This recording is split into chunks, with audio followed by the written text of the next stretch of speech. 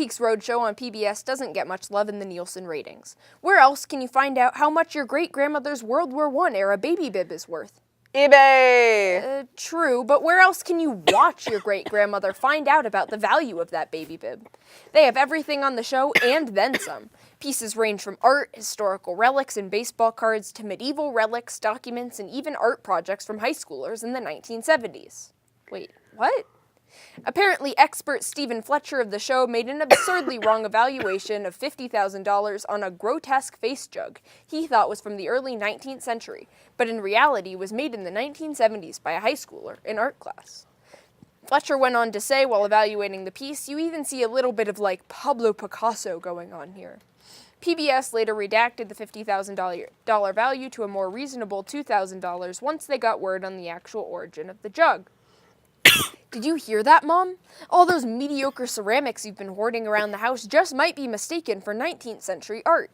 Please, please, please have them appraised. They might be worth something. Just remember to take the grade stickers off them. I think the appraisers will be less inclined to give you a high-value estimation if there's still a glow-in-the-dark C- stuck on the side.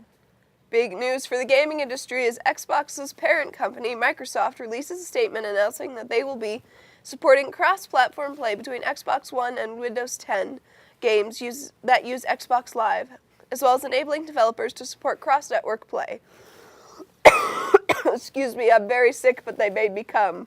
This, of course, will take time and meticulous planning, as it is in the infant stages trying to cross over into multi-dimensional online gaming that will cross Xbox and PlayStation paths for the first time. Want to play Halo but only have a PS4 which is incompatible? Sit back, exhale, and relax as Microsoft works its software engineering magic. Gaming fans have been hooting and hollering online for decades for cross-system online play, and it finally seems to be in the works. Next thing they should start hooting and hollering for? Free systems and free games. Just an idea. It would really free up some of my cash. Chewing your nails is deemed a bad habit in today's society. Nervous for a test? Take a quick little nibble. Late for a job interview? Pick at your teeth with that nuisance hangnail until it breaks free. Waiting for your ride that's already 15 minutes late? Take a couple chews on your thumbnail. Grossed out yet? Well, for all of you nail nibblers out there, something was just released that might make it that much harder to stop. KFC's very own finger-lickin' good nail polish. The polish comes in two flavors, original and hot and spicy.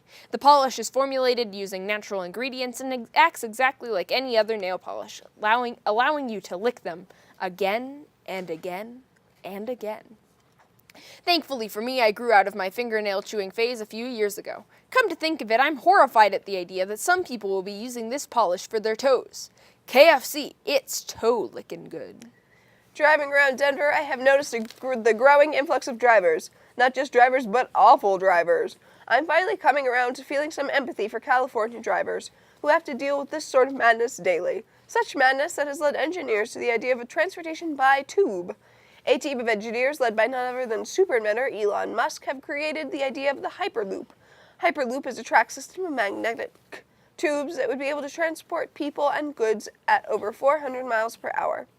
Working much like the tube systems at your local bank, the Hyperloop would be able to cut over 6-hour-long drive up the coast from Los Angeles to San Francisco to a mere 30 minutes. This sounds pretty revolutionary, but I think we are still missing the point here. We want flying cars, and you give us tubes? Really? Tubes? This sounds more like an upcoming attraction at Disneyland that does a method of transportation I would want to sign up for. Don't worry, they say. It's just like those tubes bopping and bouncing all over the place at the bank. You'll be fine. Oh, and don't forget your helmet. With the upcoming Godzilla release already set to be delayed until 2019, a silver lining can be found in the announcement that King Kong vs. Godzilla will be following it the very next year in May of 2020. This marks the third time that Godzilla has pushed back its release date.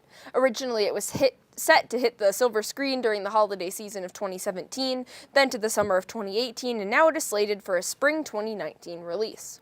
Not sure if this is good or bad news. The good news is I'm highly anticipating an epic duel between Godzilla and King Kong.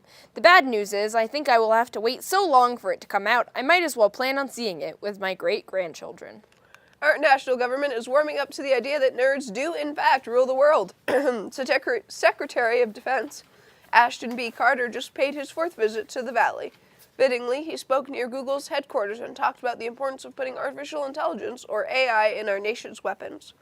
This could be the beginning of a beautiful, beneficial relationship, as it is well documented how behind the curve our government is in keeping up with technology. Just ask them how it went when they tried to unlock one measly little iPhone.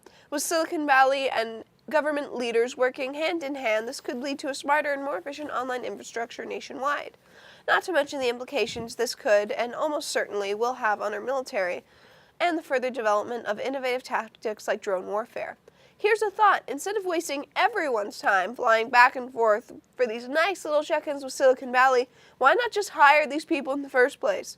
Sorry, Snapchat developer, we really loved your work on the puppy filter, but what we really need you to focus on is how to land this unmanned helicopter in pitch black on enemy soil. Seriously though, great work on that puppy filter. It's so addicting.